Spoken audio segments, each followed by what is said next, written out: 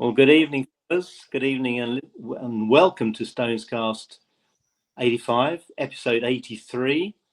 Hosting tonight is myself, Tim Parks, plus in strict order of comedic entertainment and maturity, we've got history teacher Alex Kilroy. Good afternoon. Well, it's very almost late evening by the time you turned up, Alex, haven't been. But never mind, we'll gloss over that. Also joining us this evening is local government primo and super snapper Mike Renny, aka Tommy Copple.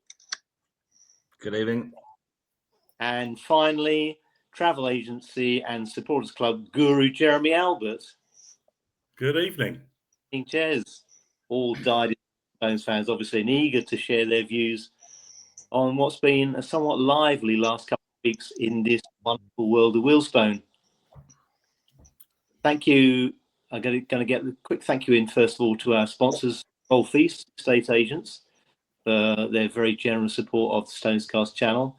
But let's plunge straight into the extraordinary Scunthorpe on Saturday, September the 6th, nearly 2 weeks ago, which ended with the historic lost 0-0 scoreline that I've never heard of before in the history of football. Normally it's recorded as a 3-0 win, or they let the score stand.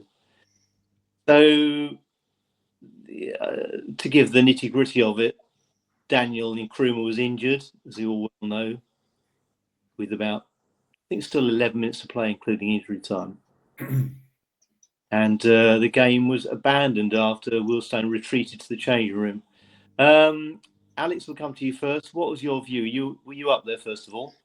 Firstly, no, I wasn't up there. I was in Nice with Rio on the Promenade. Is it that Promenade d'Anglais? Watched it in a beach bar. And just behind the phone was the lovely blue waters of the Med. So we did watch it, and I thought Wealdstone started really well. Obviously, we scored really early. And I felt ever since, whilst watching it, I mean, correct me if I'm wrong, ever since that Jack Cook injury, I felt the game just switched, and they just gathered all the momentum, and from there they just kind of took a hold of the game. And yeah, as in regards to the gameplay, the game state, whatever you want to call it, are we moving on to the main incident of the game, or are we just going to talk about the game itself first? I think first of all, talk about the abandonment. Yeah, my thoughts on it are it's the right decision. I feel like if that was us, the shoe was on the other foot, we'll be demanding what Scunthorpe had got. So I can see why Scunthorpe were quite animated in their response. Some of their fans on social media did take it a bit too far. But for the most part, yeah, I agree with the decision that was made, to be honest with you. To bring Tommy Cockles, Mike Renny, in on this at this point, do you think that there's good and bad on both sides? Both Wealdstone and Scunthorpe were culpable, I think, of playing the incident out to try and suit their. Do you think that's why, Mike, the game was ended as a 0-0?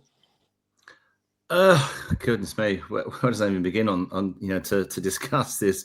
Like it was incredibly frustrating, the way the game finished, and you have to, you can understand totally why Scunthorpe fans were, so upset about it. Daniel's injury was a serious injury. I mean, you can't say it was anything other than that. But we should have came out and finished the match. Absolutely. Although I think the way the game ended, we still had the possibility. We actually, with Nkrumah coming on and Sak Hassan also, we were on the front foot for the last few minutes. Well, I think you're right, Tim. I mean, up until the point that Nkrumah got injured, I felt that we were starting to really get a foothold back in the game. Dom, sort of made some good runs down the wing, was getting some good balls in, and we were starting to look dangerous. And there possibly was something still in that game for us. So I think, the fact that we didn't get the game finished, was very frustrating, for that reason alone, notwithstanding the sort of barrel load of abuse that came our way from the Scunthorpe fans. And Jez, do you think that it wasn't really noticed at the time when Dan and Nkrumah went down for the challenge that has maybe even ended his season, certainly until Christmas. Do you think, certainly on Super Slow-Mo, it looked like he was actually sandwiched, pushed by one defender, pushed by another into the goalkeeper, both laid hands on him. Is there an argument that it should have been a penalty? Well, the funny thing is, Tim, it could have well been a penalty if the referee would have given it. If the game would have restarted, it potentially would have restarted with a penalty. Whether that would have made any difference at all with Wealdstone or Scunthorpe continuing the game, who knows? I don't know. But from where we were standing, we're at the other end. It's very difficult to see. The replay looks like there is a push there. I can see why the ref didn't give it. It's 50-50. I'm not even sure if there was VAR in play, whether it would have been overturned, because it's got to be obvious. They've set the bar so high now. I don't think it would have been overturned, but it could have been given as 50-50.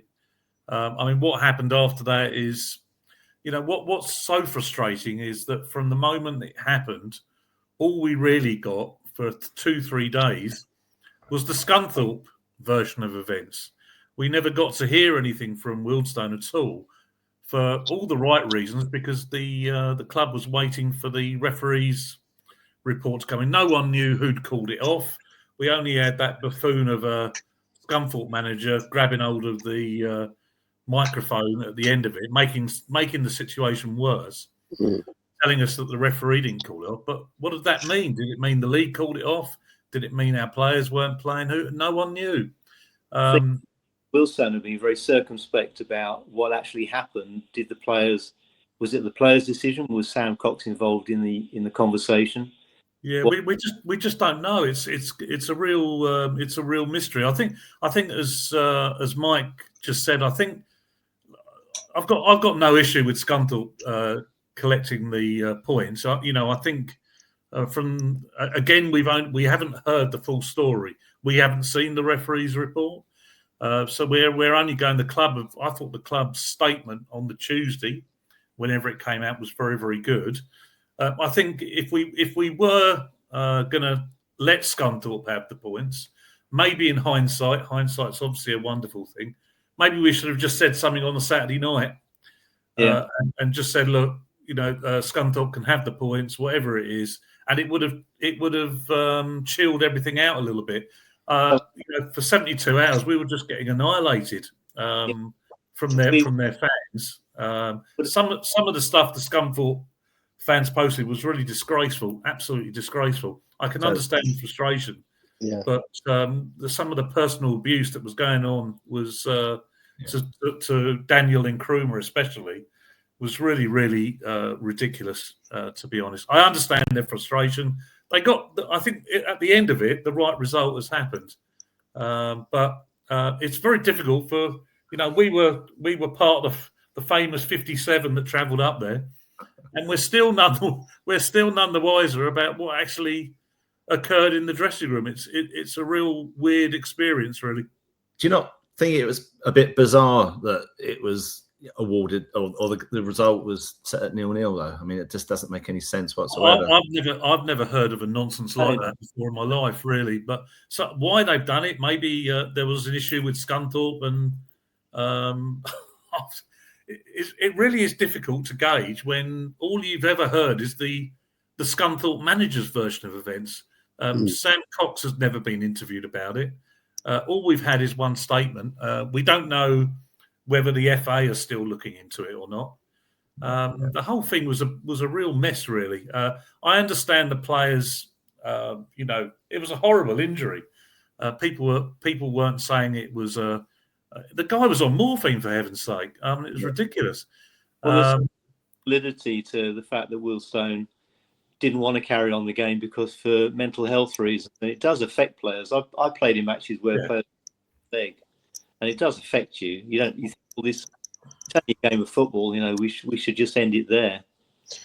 Can I play Sorry, go on. Depending on the scoreline at the time, people had agendas, don't they? What do you think, Alex? I was saying I'm going to play a bit of devil's advocate here because I also realised, again, correct me if I'm wrong, but I believe if Nkrumah went off, which he did, we'll be down to 10 men. So was it a bit of, I don't know. We still had to make though, didn't we? I think we'd only made 4 substitutions. I don't think so. I was trying to work it out at the time, and I believe that we made all our subs. So then, therefore, we put down to 10 men. Whether that played a factor, I mean, it's all speculation at the moment because we haven't seen the rest report. We haven't seen our version of events as well. I would hope to think the players would go out and play the rest of the game because that's in the interest of the sport, in the sense that it's what sport is about. You go out, you look your opponent in the eye, and you have respect for yourself and respect for your opponent, and you play what's intended, which is the full 90. I just feel like that's because you hear a lot going on that it was the players or for mental health reasons, like you said, Tim. But still, you go out there and you honour the match and you play the full 90 minutes.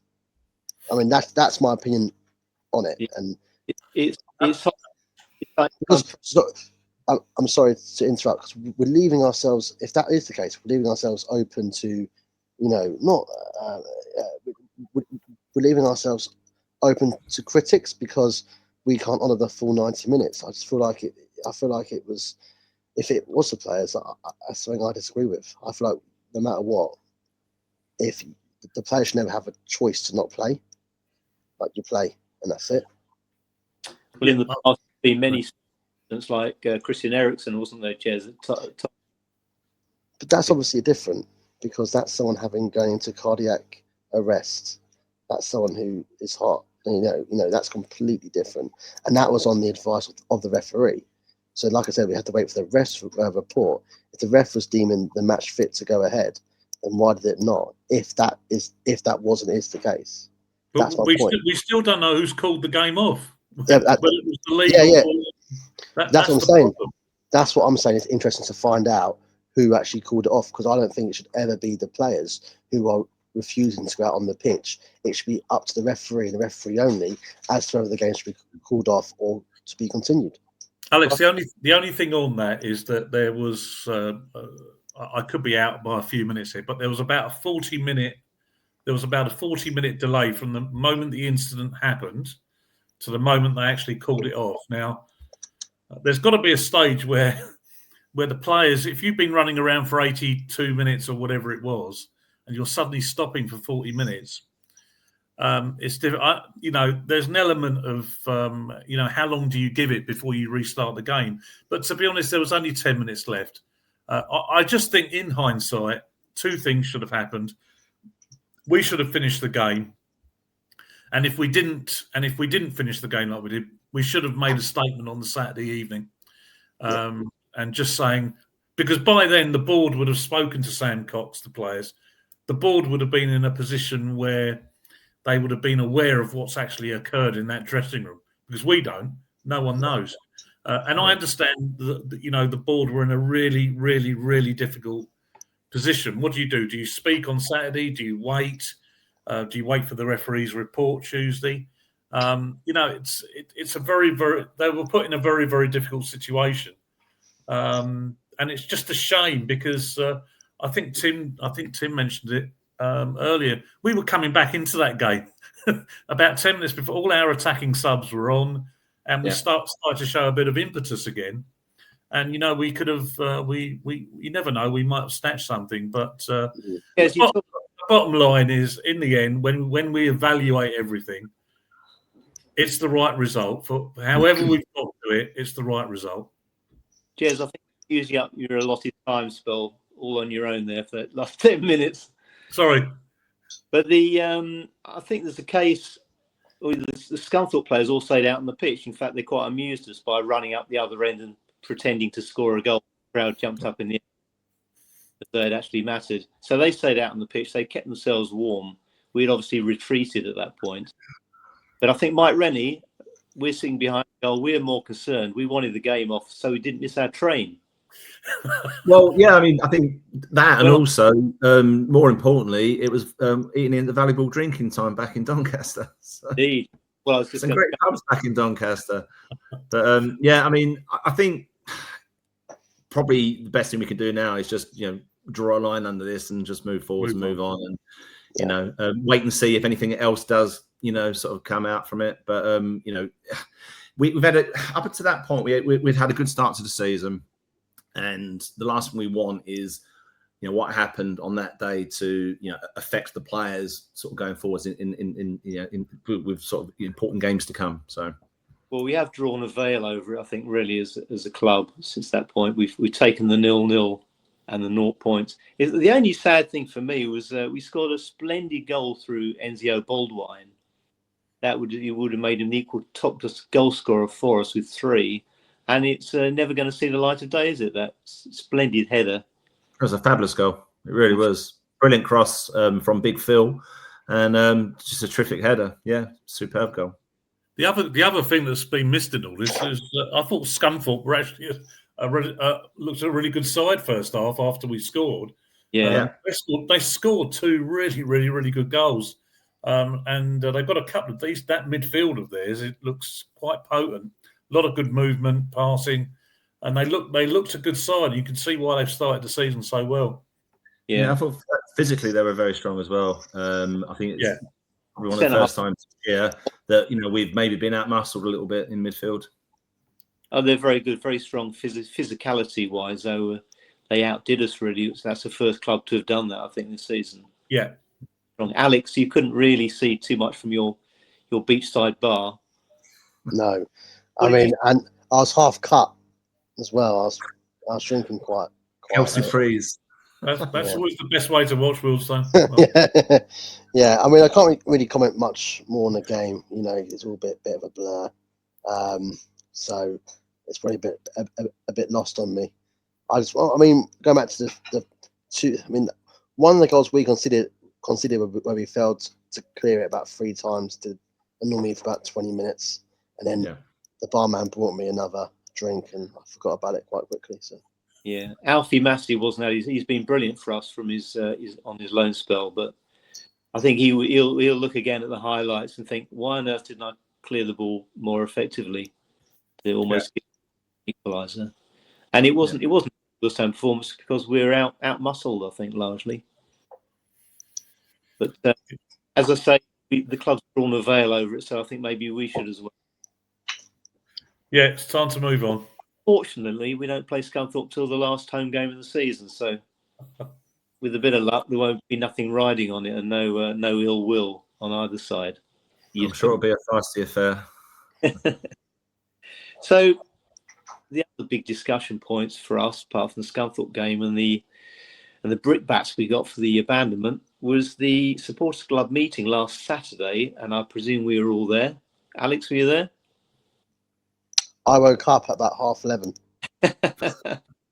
So no, I was out in London the night before. I think I got the last train home, and there was no way I was waking up any time past 10:30.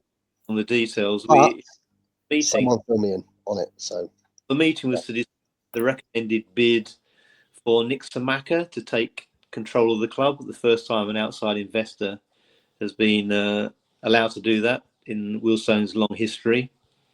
£1.25 million injection into the club, which may sound not a lot these days, but then Wealdstone, as we know, have literally no assets. We leaseholders on our ground. We maybe the players are our biggest asset at the moment, but and so that initial injection by Nick Samaka and his lakefront football partners, who are the conglomerate, and he's got other as well, and hopefully more money will be coming in the near future. So let's go back to Tommy Cockles first of all. You were there, Mike. You were sitting next to me in the front row. Do you think supporters asked the right questions?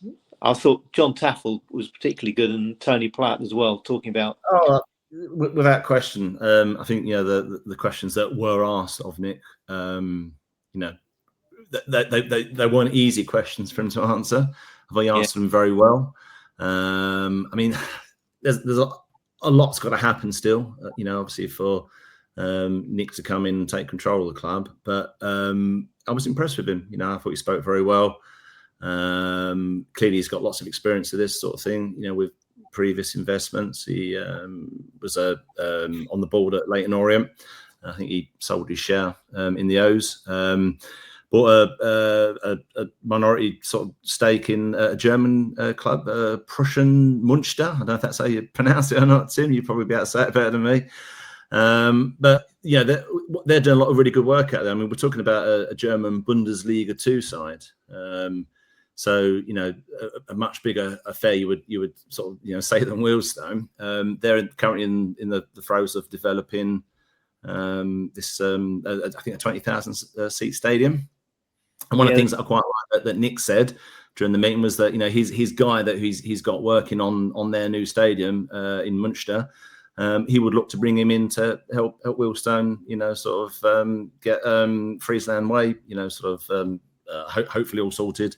So yeah, there was lots of really good things to come out of the meeting, and yes, you're absolutely right. There was a lot of very good questions asked at the meeting. So, what would you say, Jez, about the downsides of it? I mean, there's talk looking at Lakeland Football Partners selling the club some years down the line. I mean, that's the only possible negative side of this. There's always going to be some suspicion if he buys into a football club hoping to make a profit.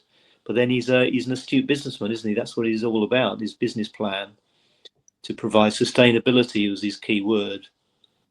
And I think everybody's realised, in fact, in the award-winning programme for the Eastleigh game in a couple of weeks, Mick Fishman has written a fantastic piece about how the club has to take this step in this seismic moment, even more so than when we turned professional in 1971. That seemed a big moment in his young life at that time. Mick, he's saying now he says, I'm quaking in my boots at the thought we've got to take this step, but really there is no alternative. If we want to compete, that's what we have to do. Grasp the nettle, take the man's money, have good faith in him, and push the club forward into the 21st century, which is still labouring in the 19th century, some may say. No, absolutely, Tim. We are in a situation, and I think John Tackles, he was asking a question, but he was actually summing up his own feelings and probably quite a lot of feelings of the fan base that's been through hell and back trying to keep this club alive. That we're all wrestling with ourselves. It's been a fans-run club for so long now. We've ducked and dived. We've had to raise money. We've had to do this to keep the club going. And basically, we are now handing the club over, and we knew this day was coming. I've gone through it so many times in my own head. We've got no choice. Nick Semicher, if I'm pronouncing it right, he's got it sussed. He says we are very, very, very underfunded at the moment. It was the understatement of the year. We just simply cannot continue at this level with the finances that we have. So it's going to happen. Hopefully, it does happen. I thought he spoke very, very well. Answered all the questions very honestly. And if we're going to hand the club over, we never know 100% how it's all going to pan out. But he's saying all the right things. It seems his heart's in the right place, and all we can do is support him, wish him well, and obviously thank him for giving us this opportunity. I was quite sceptical about the new ground, but I walked out the clubhouse Saturday after the meeting and thought, for the first time, I thought the ground is going to happen. This guy wants to make the ground happen. I don't think he's taken us over if there's no new ground on the horizon. We'd all love to stay to the Vale. I'd love to stay there. And if there's any way of that still happening somehow, I'd grab it with both hands. But Platt and John both talking about, wasn't it, about the way Wealdstone have built the Vale, and in our community spirit that we've got in the club, and how it's sort of been fan-led, fan-owned. Yeah. Really, well, we don't want to lose that, but we know that we have to be more professional and to compete. We've got no choice, Tim. Otherwise, we're going to end up back in the Ryman League eventually.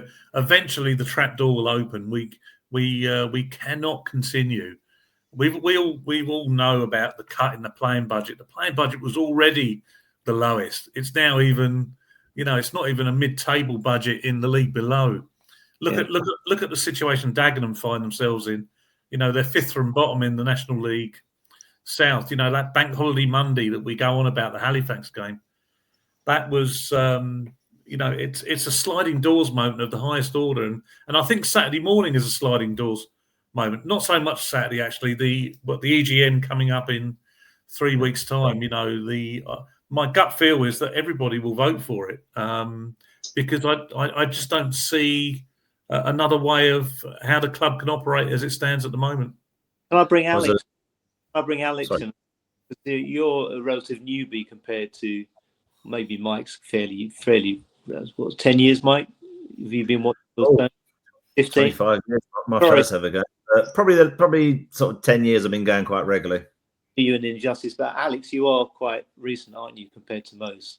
Yeah, compared to the people on this panel, yes. Do you think it's a bit of an anomaly, the way that Wealdstone are trying to compete with other clubs? Well, yes, that's, for me, when I introduce people to this club, that's what I speak about, is the fan-owned, the fan community. The ground it makes up a part of our DNA. And I just want to echo what Jez was saying, because he was saying it so poetically about how the fans' feeling is around it and around the Vale. I have such an emotional attachment to that ground that I know I find it very hard to leave when we do eventually go, but also to maybe make that new ground our home as well. But it's just, we have very little choice. Like Jez is right, like this is our opportunity and we have to take it. This man who's come in, it's a proven track record. He's not some random business person looking for a new toy to play with. He has a proven track record in multiple sports that what he does works. So why would we not take this next step? And the club needs to take this next step. For years, 5, 6 years, 7 years, since I've been going week in, week out, all of us have spoken about, we want to be like Bromley, we want to be like Sutton, we want to be like all these other clubs who weren't like us, in the 20th century, who have now kicked on. And why can't that be us? That can be us under this new owner. Additionally, what I think he's spoken about, I want to thank Rio and Leo for speaking to me, because they were both there and they spoke to me in a pub afterwards, is he said yes, he has like a list of contacts that isn't just him. He will bring other people just through his presence. He'll bring other smart businessmen into the club. I don't think he is the guy to take us from A to Z. He might be the person to take us from A to B and then to move us on into someone who has got a bit, or a group who's got a bit more money and a bit more money to play with. So, I'm really pleased with this. This is what we've been asking for and crying out for since I started to come week in, week out. And speaking to the likes of you three and others, this is the moment. This is it. There's no turning back. This is what we've been asking for. So we have to take it with both hands, and it's vital that we do and support him. I've heard several people say the encouraging thing. He's not saying, I'm going to take you to the moon. It's not like a Man City type investment into different stratosphere. It's actually very pragmatic and very grounded. Which is what we need to be sustainable. I remember a few years ago, AFC Fylde had 2023 written on their sleeve, and then they went down to the National League North. So that's what happens when you put a rocket ship to a club, and if it don't work, it goes tits up. What we need to do is maybe even spend, I'm not even taking the piss here, spend 5, 10, 15 years at this level, cementing ourselves before we take the next step. We can't jump too early, because I look at that Woking game. I know it's completely different, but I look at the Woking Pale semi-final game where we lost and I was devastated. That might have been the best thing to happen to us, because it allowed us for another season to have a better side and to guarantee us that safety in when we were to be promoted, if that makes sense. I felt like that, that's when we talk about sliding doors moments as well. That was one of them, but also the Halifax game this last season on that bank holiday Monday. We can't underestimate the value of those 3 points, and Dagenham missing 3 open goals in the last 2 minutes. I think Nick was saying that he wanted to. There was a YouTube interview with him, from the German football channel, talking about why he got involved with Preußen Münster, and he was saying, in German football you can't be a majority shareholder. It's a 50.1 rule, I think. So it's like Wealdstone model in German football. You can't be a majority shareholder. But what he wanted to do in the future, his ambition to actually be in charge of a club, to actually have a majority shareholding somewhere in Europe. But he said, I think, to quote him, he said, I don't think I've got deep enough pockets to finance a club in the highest levels in the Premier League or the highest levels somewhere in Europe, but I can take a smallish club a long way. And I think that was, again, very, very... He wants to be the majority shareholder as well, which is the... and you can't blame him. It makes a lot of sense. And as I said earlier, everything he speaks very, very well, and his knowledge of the non-league football, the level of football we're playing in, was actually better than what I thought it was. He's done a lot. You can just see he's done a lot of homework here. And Jez, about everything else, he called it football and didn't call it soccer. So that's a definite win. And the highlight of the whole meeting was when he called the Emirates Stadium soulless. Now that was the absolute highlight of the whole morning, really. That was priceless. The questions actually were very well pitched to him, but you could have taken umbrage at some of your fellow Spurs fan level some interesting figures at him, but he just answered it very level-headedly, didn't he? Very clear. Yeah, very good. I can ask you, Mike Rennie, to give me your views about the. He's been asking to buy shares off current shareholders, which an interesting point. Do you think is that to strip the shareholders of their shares, or is that just to give himself more of a standing? Because he is going. There are new shares issued, aren't there, that he's going to contribute to? Yeah, I mean that's primarily where his majority stake will come from. That's my understanding anyway. I'm sure he will be looking to purchase some supporters' shares. I mean, there's a few supporters that have quite a few shares, and obviously Peter Marsden being one of them. And I think there was a suggestion that he might be in, to sort of maybe purchase all the Marsden shares. I don't know if that is the case or not. I mean, if I'm being honest, I don't know enough about it to probably really comment on it, sort of factually. But I think Peter Marsden wants to sell. He wants to get some of his money back, although he'll be getting 50p in the pound. I think they say, don't they? Half the actual value. Yeah. Because holding is now in at £2.50 rather than £5 a share. Yeah. But yeah, it's a fascinating moment.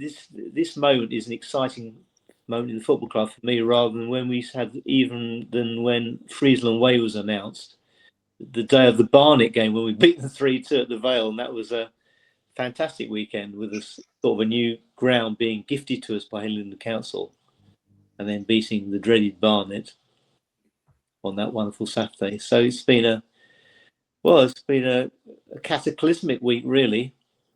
Tim, I'm going to turn it round and ask you a question. Go on. Do you think Nick invests in the club if we get relegated on that bank holiday Monday? Well, that's the point. He said, as I say, on that German video, he said he wanted to be involved with the club at a good level in Europe. So I don't think a National League South club would have floated his boat, really. The reason why I ask it is that, we keep saying how important that Monday afternoon was. Yeah.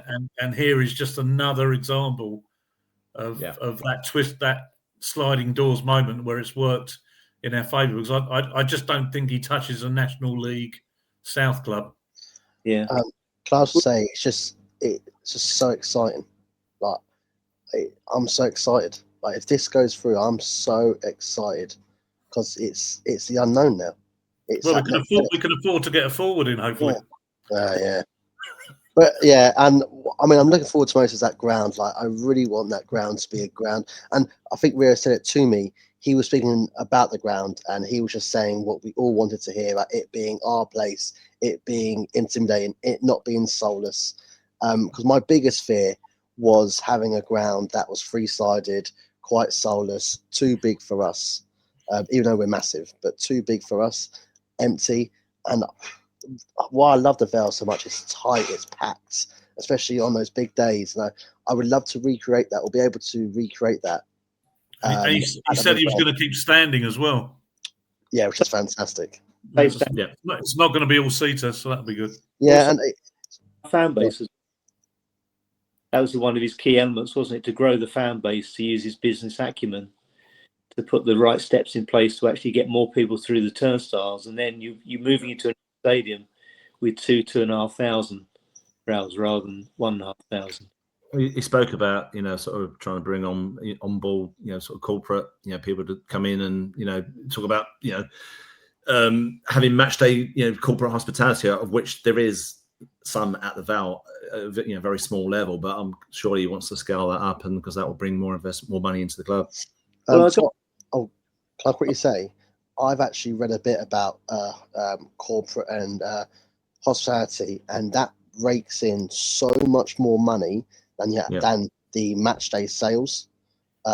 So having maybe even like a strip of one of the stands being quite heavily corporate will give us so much financial opportunities. Because I was reading like quite a lot about it and how important having corporate is. It's so important, especially to a club that wants to be sustainable. People like to be in a hospitality area, don't they? And spoiled a bit watching their football, especially if they're new to the club. They like those surroundings. Much as we love the Vale, it's got none of that. I think people are attracted to Wealdstone because it is, it is fairly basic. The facilities there, but the atmosphere is great. But if you get a combination of the two, I think you've got it cracked. Yeah, big time. Yeah. Well, it's a fascinating moment in the club's history, and as you say, Alex, very exciting, hugely exciting. Just with the direction we're going to go in, and the money will be available to be used in a sensible way. I think that's the crux of it. It's going to be a gradual process, isn't it? We're not going to go down the boom and bust route. He was very clear. Year 1, year 2, year 3, all gradual. The key thing he said was obviously we've got to stay up this year, which is key. And then you reevaluate things in the summer. I am curious to know what's going to happen to the playing budget between now and the end of the season. Whether it won't be increased by thousands, we just know that. But it does need a bit of an uplift. We know we're not that far from being a decent side. It's very frustrating. Yeah. Striker, don't we, really? Although the QPR lad was very good the other night, I thought. We're not allowed to say his name, I don't think. No. Yeah, his name is Trialist. Yeah. Sorry? His name is Trialist.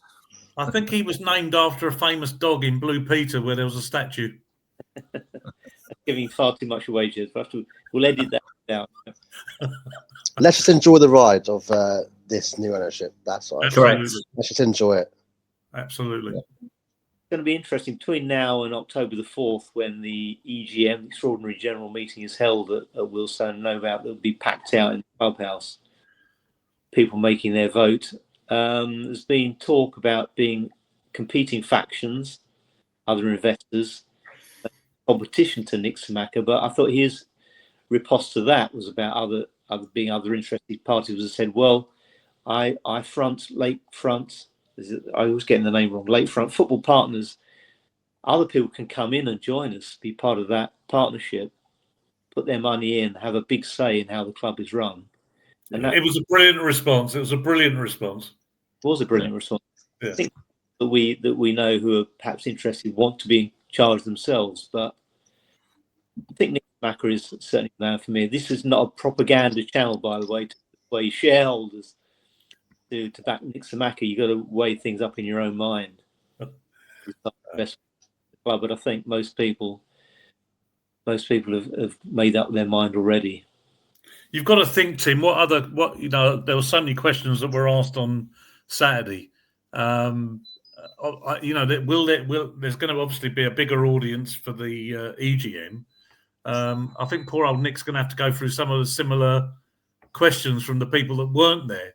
I think pretty much everything was covered, really. Yeah. No, I think he did cover a lot. Mike Rennie, would you like to say a few concluding words about the Nick Samaka scenario? Well, I think we need to, as Alex was saying, it's exciting. We just need to see where we go, see if it all comes to fruition, which hopefully it will, and see where the journey takes us. And I can only see bigger and brighter things for the Stones if things go the way that we all hope it does. So yeah, agreed. Well said. Moving on, then, as we do, a few hours after the meeting, we adjourned in the ground. We packed in, well, not packed in, because there was a fairly disappointed crowd, I think. Depresses our gate a bit. But we drew 2-2 with Gateshead in the National League. I think most people, in our heart of hearts, we thought we were going to pick up 3 points on the back of the wave of enthusiasm of the new bid for the club. But we're saved in the end by a very late goal by Max Kretschmar, who was delighted to get his second goal in a week. Am I making that up? Did he score recently? I think he scored before that, didn't he? He scored last night. I'm talking about he scored on Tuesday night. Scored last night. Scored last night. We'll move on to that Leicester game in the National League Cup in a moment. But did you think, Alex, do you think we were destined for a defeat when because Gateshead's tails are up? They're always a dangerous team. Whenever we play Gateshead at home, I think we're going to lose. I shouldn't ask me at work who goes to the games. I said we're going to lose. I've had this feeling about Gateshead. They always bloody batter us every time they rock up at the Vale. But no, I thought we held our own very well. I know the Gateshead side on Saturday is not the Gateshead side of old. They've had quite a bit of a chop and change in regards to their management team and their playing squad as well. Apparently, half their midfield is missing and their defence is shite. If you look at the goal difference, it gives it away. I'm trying to remember the game. I thought we started really, really well, and I was hoping we would kind of score more than one goal going into half time. I felt like we could have done. The goal we conceded, the first one, was pretty pathetic.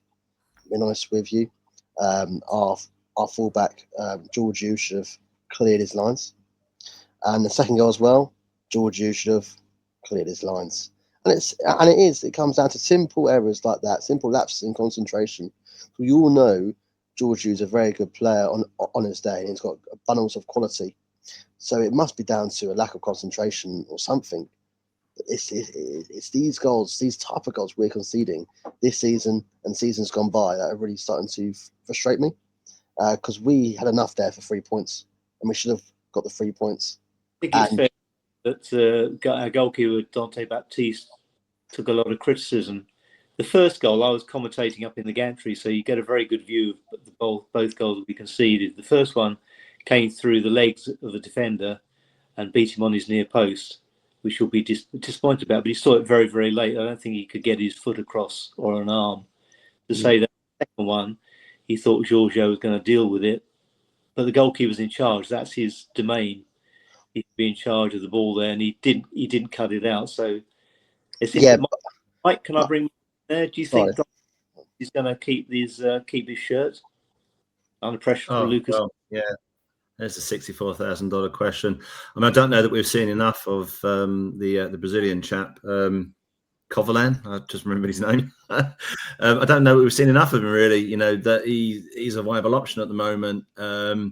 Difficult one with Baptiste. When he first came into the side, I wasn't totally convinced, but he really won me over. I thought his performances initially had been really good.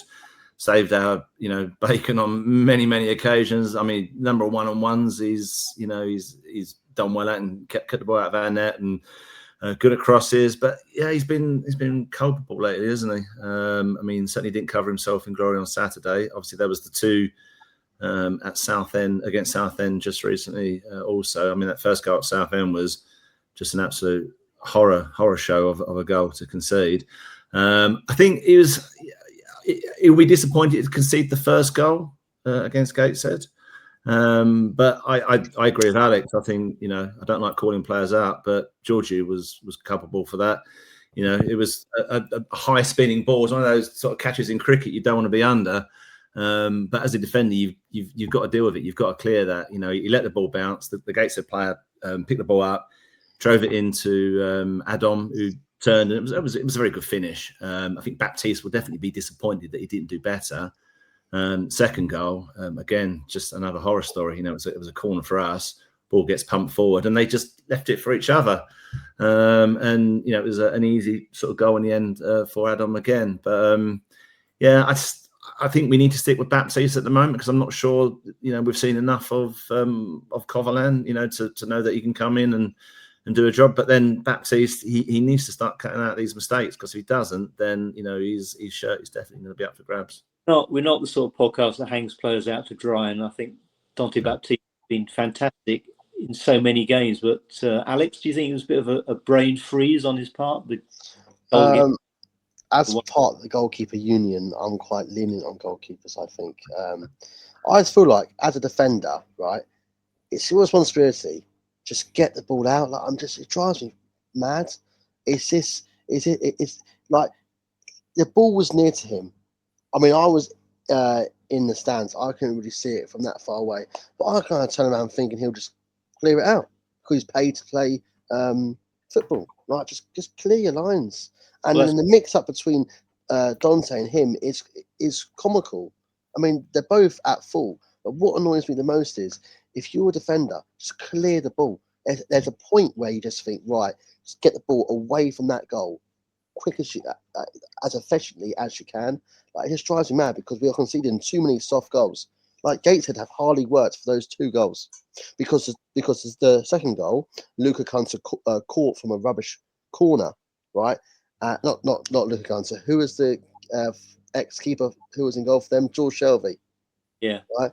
He caught the ball, and he's played, to be fair to him, a terrific ball out. Good vision. Yeah. It was good. But Georgiou should have the I don't want to throw him on the bus, but just the capability to get that ball gone. And it just drives me insane, because it's happening all too often. First rule of defending, isn't it? Really clear. Yeah.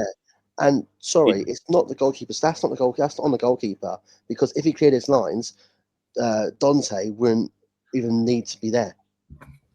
So, Jez, what do you think? Are you in the Dante Baptiste camp or the Lucas Kovalan, or do you not think we've seen enough of the Brazilian keeper? That's the issue, Tim. We just don't know. I saw him at in the Wolves game, the first game, and he scared the living daylights out of me, to be honest, in that particular match. But it's a really difficult one, but because if the mistakes keep happening, sooner or later, the other chap's going to have a chance. At the moment, I would still stick with Dante. I think he's still, the credit is getting less and less, but I just don't think we can afford to take the risk. It's a bit of a vulnerable position we've now find ourselves in, because the last 10 games of last season, Dante was brilliant. Yeah. He came in out the wilderness and done really, really well. Unfortunately, the Southend game, I mean, the two errors were horrendous. Saturday, I'm not sure if it's him or Giorgio. It's between, God knows. But it's a bit of a problem, and you're just hoping he's such a good lad. You just want him to pull through and get his confidence back. And it's going to be difficult because, with the team, we do concede chances.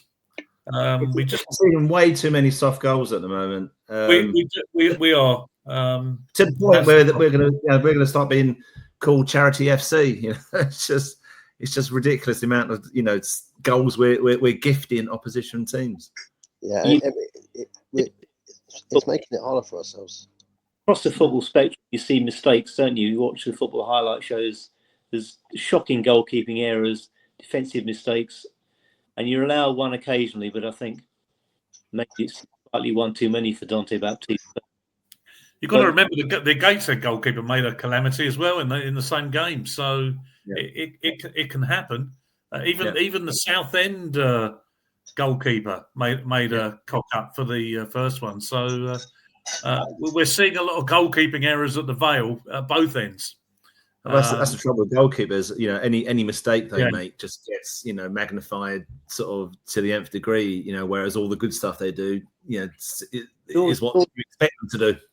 George Shelby lost his bearings as well, didn't he, when Max scored his equaliser? Yeah, it was a fantastic save. It was a brilliant save. Palmed it onto the crossbar, and then he went all. I don't know. I can't think of the words. He went all over the place. And Kretschmar did brilliantly because it was such an acute angle. Absolutely. Season, wasn't it? Really? Where's the ball? Behind you. He's in the crowd, I think. In fact, with a proper forward line, I think we still win that game. That's our problem. One thing said about Max's equaliser, and it was a fantastic goal. Our prospective new owner was in the Buller stand behind us, or the really? I think it's called. He was standing behind us, and when that goal went in, I glanced over my shoulder, and he was punching the air. So he clearly enjoyed that a great deal. So yeah, I didn't realise. I thought you would have been. Well, where would you go at? That's the problem with the Vale, isn't it? You're standing back there with Dom Wiley. So okay. I also add as well, I think we're missing a point here is when we did score that second goal, Nathan Young-Coombs had a golden chance to put that game to bed. Yeah. Free header, 6 yards out off the bar. And I kind of feel for the kid because that might have really kick-started his career up again because he's been falling through the league somewhat. Yeah. I just thought that Nick Smacker to see Young-Coombs score, he would have got an Vale moment. And then he would have got it more than especially as he had NYC on the back of his. I just thought I just can't. Even now you're thinking, how can you not put that on target, man? That would have been great. I mean, a great goal. But, well, after getting the equaliser, we did bombard them, for the last few minutes, and we put nowhere in the balls into their box, and another day one of those might go in, but it was a good game. It was an entertaining game to watch. That's for sure. I like the look of their forward. I'd have him. He looked good to me. He was very impressive. Yeah. No, definitely. But we had 12 corners to their 2. We had majority of the possession. We had all the stats were in our favour, and it's sort of been glossed over a bit, the fact that we had to score in the last minute. But yeah, I think I mentioned also, Tim, for Saku-san when he came on, I thought he looked very, very live, and he put a lot of very dangerous balls into the box. Very good on the ball, moving with the ball at his feet. So I think there's a lot more to come from Sak, I think. So, watch this space. Well, that gives us a good moment, Mike, to move on to the National Cup game against Leicester City, when we trousered another £8,000 for a win. Thanks to Saku-san scoring, and I don't know of any other player in Wealdstone history who scored 2 corners, goals direct from a corner. But not only did he score another one in this game, he had 2 or 3 where the goalkeeper was floundering, flapping away, trying to get the ball from under his crossbar. He's got an extraordinary ability to land the ball right in that danger zone. Yeah, his delivery is excellent. Yeah. So he scored from a corner against Wolves in our opening National League Cup game. It again, and I ran a piece in the award-winning programme last week about Wealdstone goals from corners, and they're fairly few and far between. There's only been about half a dozen in our long history, well, since I've been watching anyway, which is pretty much the same thing. But for Saku-san to do it twice in 2 matches is absolutely bizarre. He must be getting close to a start, because He's done really, really well when he comes on. It's just I want to see him do that right from the beginning of a game if he gets the chance. That's the issue. On a corner, it's as good as a penalty, isn't it? As we've seen. He's got a great delivery, and when Giorgio gets it right on the other side, that last 15 minutes against Gateshead, the crosses were coming in from both sides, and that's where young Coombs had that header.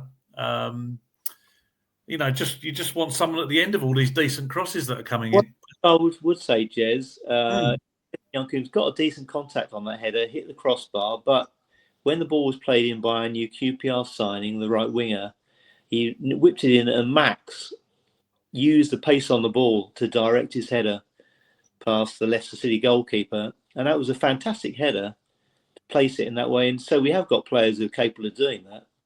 Many of our, certainly Alex Reid, George Duck in the past, Richard Jolly would have been very pleased with that header. Cracking goal to give us the 3 points. Well, we've got a real height advantage. Some of our team are giants, so we should be more threatening from corners than what we've seen so far, really. So, Alex, Sack's not on the pitch to take them much of the time. So. Yeah, I want to see him start. I need to see a 90-minute game from him. It's he must be getting frustrated. Because when he comes on, he's dangerous. Is he just going to be an impact sub? Well, is that his claim to fame, or can he tie down a spot on the team? I spoke to him after the game, and his family were there as well, which is lovely. With half a dozen of his family watching, and I said, "Have you actually made a start for us yet?" He said, "No, I'm still waiting, but I'll get the opportunity." But he's in straight head to head with Dominic Hutchinson, basically to that right wing slot.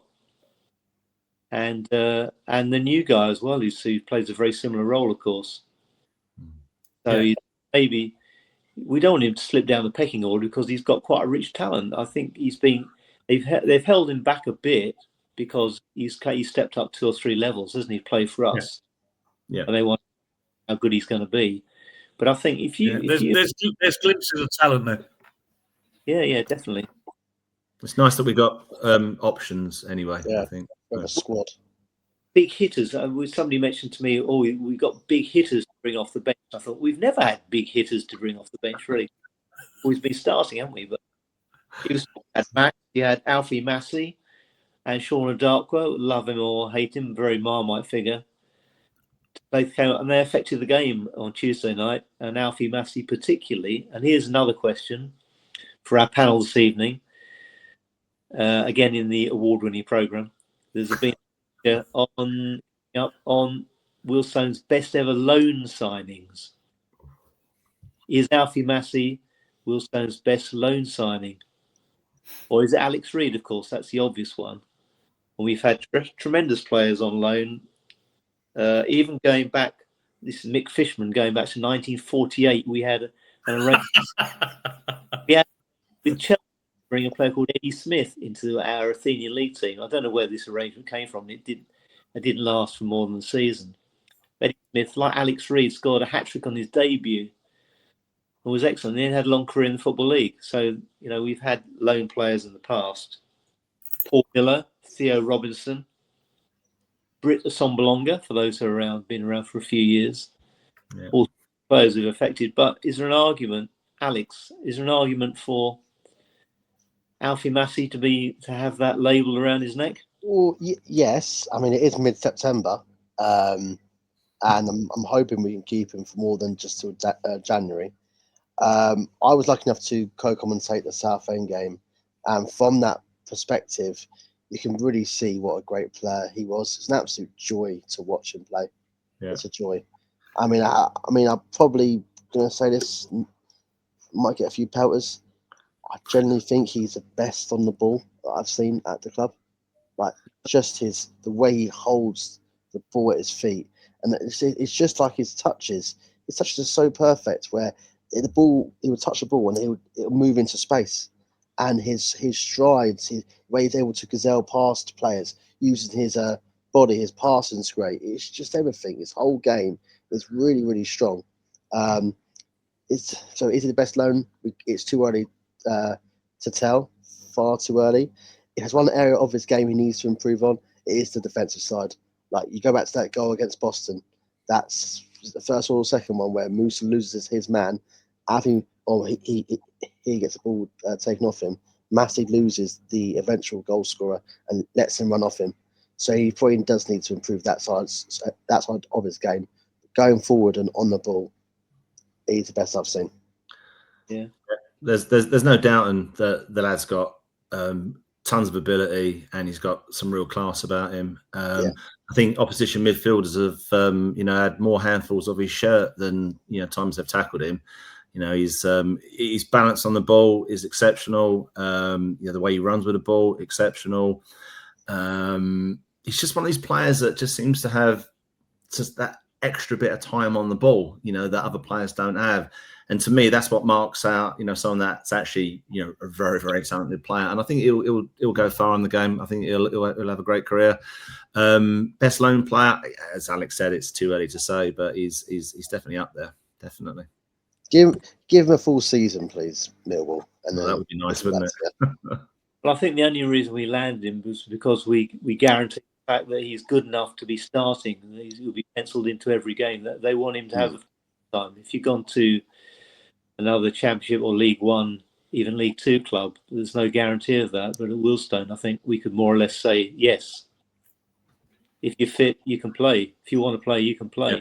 More the reason for him to stay the entire season, then I would say. Could be. I think it's just a real shame that we just cannot seem to get him further up the field. I'd love him in a more of a number 10 type role if he could do that. But I can see why he's playing there, because he's basically I don't want to use another US terminology here, but he's like a quarterback, and he basically runs the game for us. And if we're all brutally honest, I'll be amazed if he's here after January. I think he needs, from his own development, probably to play at least one level higher. And I think the trick for us is to try and accumulate as many points as we can while we still have him, because he is going to be one hell of a player difficult to replace. Yeah. We just need someone to tell him not to go and sign for Barnet. That's all we need to do. Yeah, we could do without things like that. But he's a very good player. Too early to compare. Alex Reid is still way out in the lead as our best loan signing, because without him, we'd be playing Hampton and Richmond this Saturday. And it's that simple. But if he does stay for the whole year, he's got the potential to be a real game changer, and we could be talking in May that he's the guy that's kept us in this division.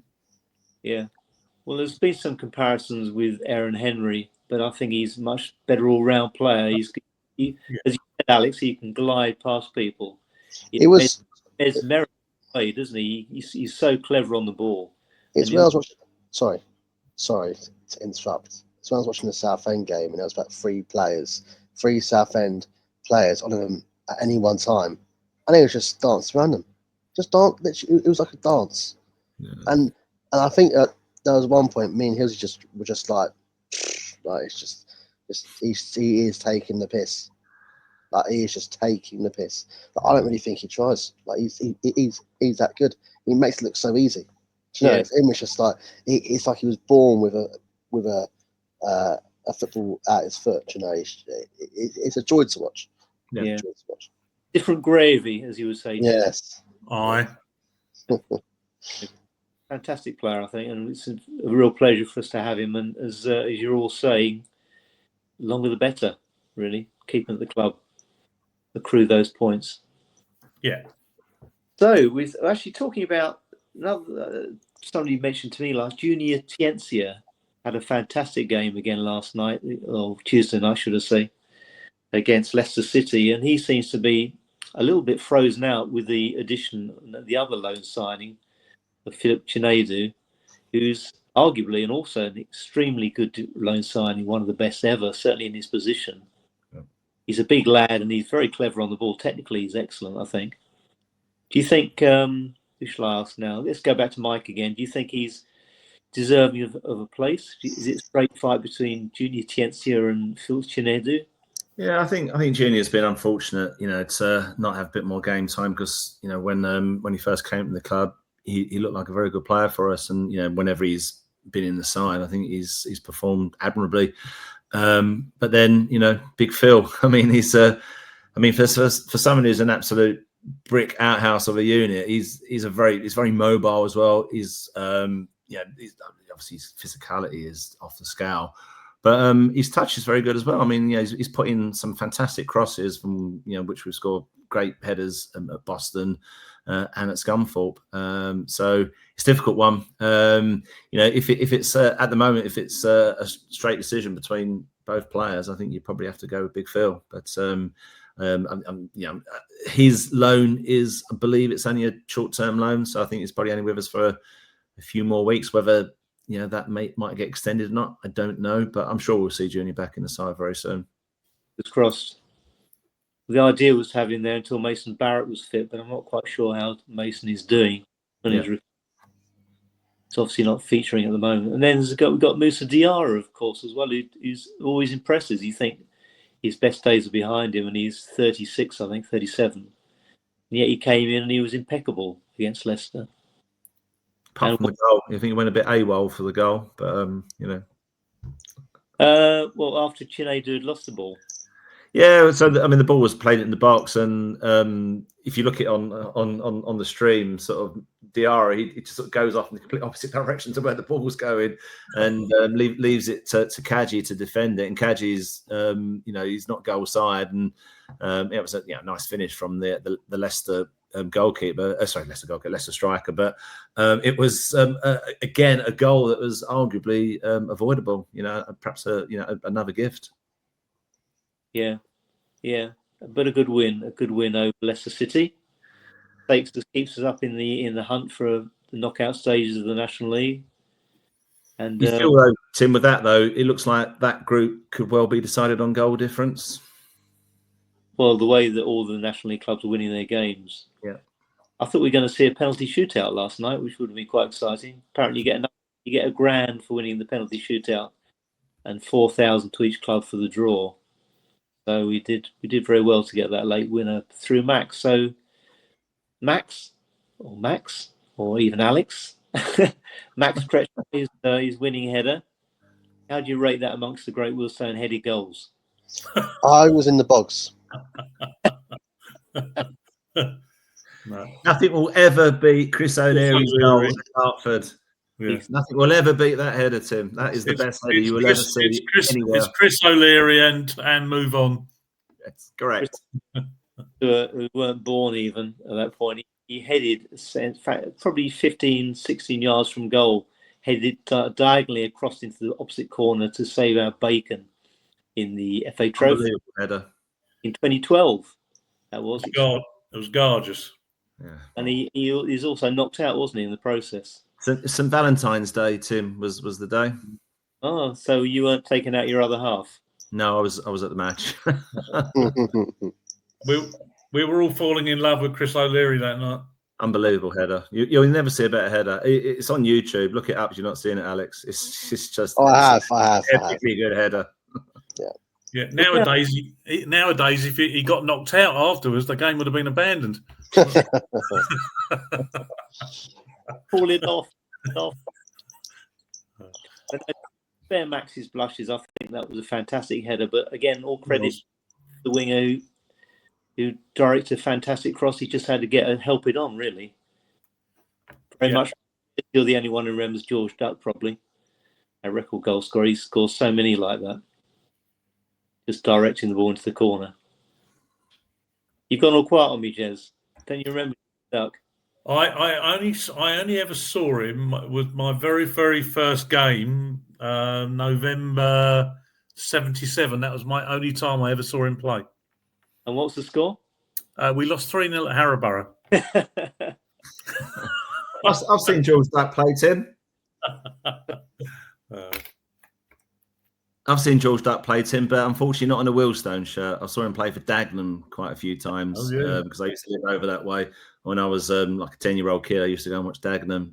We won't talk about that, but yeah, actually, as a 10-year-old kid, I got George Duck's autograph. So, wow. Oh, you probably remember you. True story. George's got a great memory for faces, so that's brilliant. No, I thought it was a lovely goal by Max and fully deserving of the 2-1 win for Wealdstone to keep us marching on in the National League Cup. So on to the next game, away to Morecambe, who had a reprieve in the summer. There's still no talk about a fine for them, although they missed the first 3 matches. They didn't play for the first weeks of the season. But how do we see? Let's go to Alex again. Wake him up. You're nodding off them, Alex. No. I was checking the Liverpool scores or the Champions League scores. Are we all going to Morecambe? By the way, I shall be on the coach. I'm going. I'll be there. No, I'm at a wedding. Oh, you're at a wedding. Ooh. Handy excuse. But you can always go next year, Jez, if they're still in the division. It wasn't a very wise decision not to go to Morecambe. Hey, let's see what you did there. Boom, boom. You're going to work some kind of it as well, aren't you? He's here all week. No, I think Morecambe have recovered they had a poor start to the season, obviously. They're recovering somewhat. It's going to be a test, but I think we're still hopeful of getting something from that game. I think a lot of people are going to be going up there that wouldn't normally have gone to an away game that far north, just for the seaside trip on the Lancashire coast. Let's have a few predictions. Let's go to Alex first. Yep. So I'm on the really early train, the 6:30 train out of Watford Junction. So I'm probably not going to watch the game. I'll be there. I won't be watching it. But from the highlights that I've seen of Morecambe, I've been following the match I'm quite interested in their shenanigans. They have scored most of their goals are worldies. So as long as we can prevent them from scoring these mad worldy goals, we should be okay. And I think with their current form, we should be going to that game, maybe looking to get 3 points. In the same breath, Morecambe have probably circled Wealdstone as a game they should be getting 3 points as well. And it is very Wealdstone of us to rock up to Morecambe, think we're going to win, and probably lose 2-0. Yeah. So I'm going to predict I would love a win because I'm cursed. I hardly ever see wins away from home. Whenever I miss an away game, we win. So I'm going, sadly. But I would say, I'm going to be Mr. Pessimistic, and I'm going to say a 1-1 draw. Okay, Cockles. What's your view? I think with any away game, you'd always take a point. It's going to be a tough game. I mean, obviously they've had a difficult start to the season, albeit their first game they did beat Altrincham at home 2-1, which was a very good win for them. They've signed a lot of players. I think when Arshfir Singh Johal came in as a manager, they had 5 players on the books. Yeah. I think since then they've signed 21 more players. So it's got to take time for those players to get the managed system to bed in. Also, the game at Morecambe on Saturday will be the first time that my other half has ever gone to a Wealdstone match. So we're doing a bit of a road trip. So we're going to be up at the game at Morecambe together. So it's her first ever Wealdstone game. So I'm hoping that she sees a Wealdstone win. I'll happily take a point, but let's go for 2-1 Wealdstone. Keep our fingers crossed. Well, romance is not dead for you, is it? Really going to Tamworth? Not at all. Yeah, and then Tamworth the game after. So God help her. So 2-1. Sorry, Mike. So you again 2-1 to Wealdstone. Yeah, I think it's one of those. My head says one thing, my heart says another. I think I'd be happy with a draw, but I'm going to be positive here and say that we can, get things. I mean, I thought we played quite well against Gateshead. Obviously, the Southend game wasn't that long ago. We played really well against Southend. We won't talk about Scunthorpe, but hopefully we can get back to winning ways. 2-1. Let's go for 2-1. Okay, Jez? I think first things first. I think the game will finish. That'll be a plus.